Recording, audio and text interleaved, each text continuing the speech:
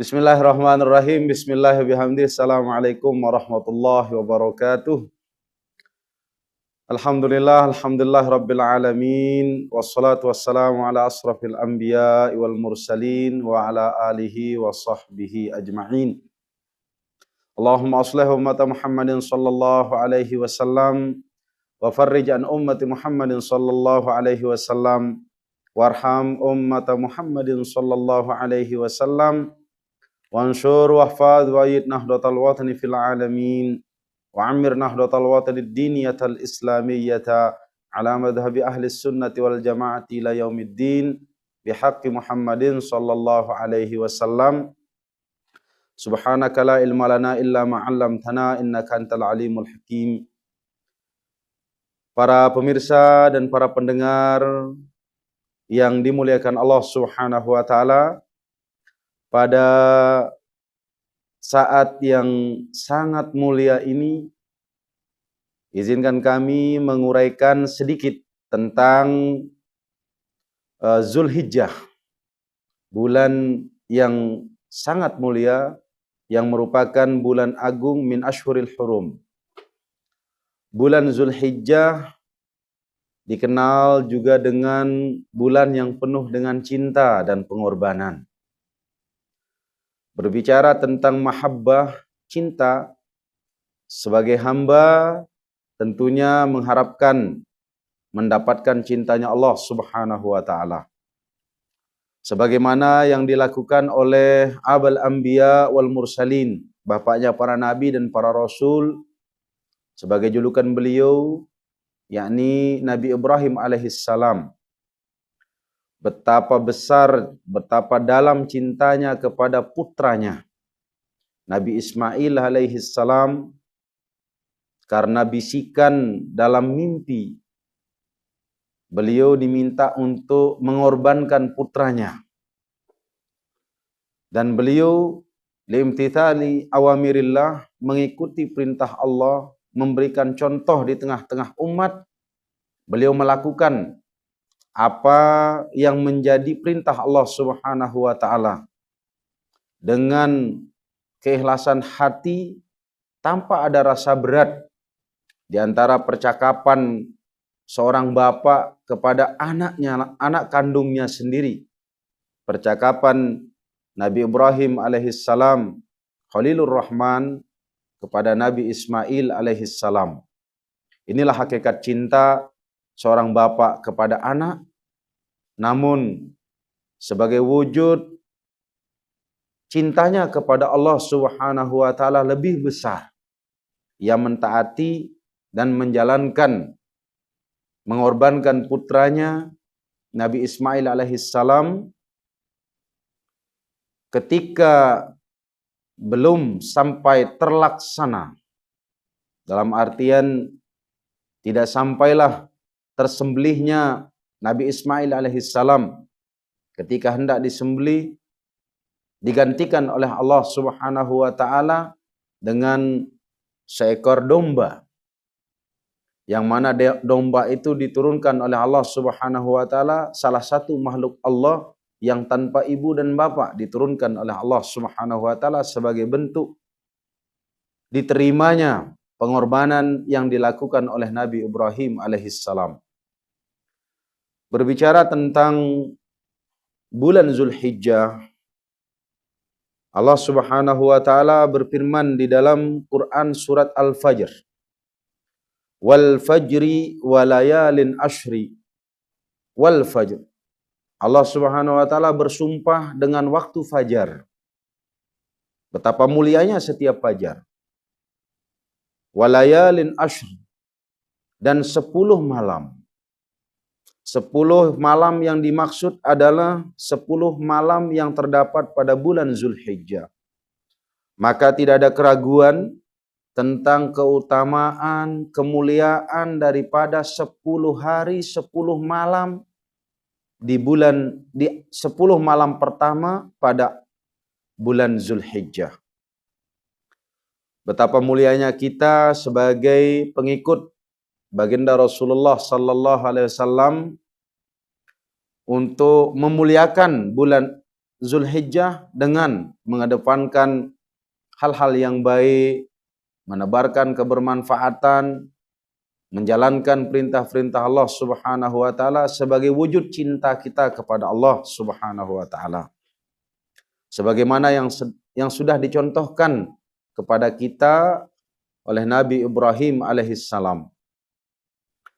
Begitu juga dengan berkurban.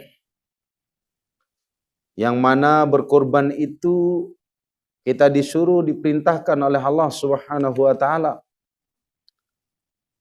Di dalam firman-Nya di dalam surat Al-Kautsar, "Inna a'tainakal kautsar fasholli lirabbika wanhar inna syani'aka huwal abtar." Sungguh aku, firman Allah Subhanahu wa taala, telah memberikan engkau nikmat yang begitu banyak. Al-Kautsar. Ada yang memberikan makna tentang telah diberikannya nikmat telaga Kautsar, nikmat yang banyak. Fasholli li rabbika wanhar, maka sembahlah Allah, dirikanlah salat dan berkorbanlah. Alirilah darah hewan kurban. Udhiyah, diadakannya perintah untuk berkurban, baik berkurban dengan menyembelih hewan ternak, seperti yang kita tahu dengan istilah udhiyah. Pada Yaumul Adha, pada hari raya kurban, pada tanggal 10 Zulhijjah, dan boleh melakukan penyembelihan itu pada Ayyamut Tasyrik, tanggal 11, 12, dan 13 yang terdapat pada bulan Zulhijjah. Para pemirsa dan para pendengar yang dimuliakan Allah Subhanahu wa taala, wujud pengorbanan kita kepada Allah Subhanahu wa taala tentu harus kita dengungkan, gaungkan sebagaimana yang telah diajarkan dan dicontohkan oleh bapaknya para nabi, Nabi Ibrahim alaihissalam. Termasuk pada bulan Zulhijjah juga tempat Allah Subhanahu wa taala memerintahkan kepada seluruh kaum muslimin untuk melaksanakan rukun Islam yang kelima, yakni menunaikan ibadah haji liman istata'a ilaihi sabila, bagi yang mampu melakukan perjalanan. Karena bulan tempat pelaksanaan ibadah haji itu adalah bulan Zulhijjah. Diawali dengan Yaum Arafah, wukuf di Arafah pada tanggal 9 Zulhijjah. Melaksanakan ibadah haji bukanlah perkara yang mudah. Karena salah satu makna daripada kata al-istata'ah adalah mampunya kita secara azat warrahilah. Mampunya kita secara biaya, secara materi, begitu juga mampunya kita untuk melakukan perjalanan ke tanah suci Makkah Al-Mukarramah. Karena menunaikan ibadah haji tidak serta-merta kita bisa menempuhnya dengan berjalan kaki dari Lombok ke kota suci Makkah. Akan tetapi ada aturan-aturan yang harus kita taati, baik aturan dalam ajaran agama, begitu juga aturan dalam yang telah ditetapkan oleh pemerintah Saudi dan pemerintahan negara kita. Berhaji itu adalah salah satu wujud pengorbanan umat Islam sebagai wujud cintanya kepada Allah Subhanahu wa taala. Sebagai wujud penghambaan diri kepada Tuhan yang Maha Esa. Sehingga kita mau mengorbankan harta, mengorbankan waktu, dan mengorbankan keluarga kita tinggalkan sesaat untuk melaksanakan kewajiban kita menyempurnakan ibadah rukun Islam yang kelima. Tentunya kalau bukan karena keterpanggilan, kalau bukan karena kita ingin bertaqarrub ilallah, mendekatkan diri kepada Allah Subhanahu wa taala, tentu orang akan enggan untuk melaksanakan ibadah haji. Karena banyak pengorbanan yang harus kita korbankan. Bukan hanya korban biaya, tetapi juga mengorbankan waktu dan lain sebagainya. Sebagai hamba, tentunya kita diajarkan di situ pesan moral tentang bagaimana kita harus berkurban. Sebuah perjuangan yang tulus tidak mungkin bisa terwujud tanpa pengorbanan.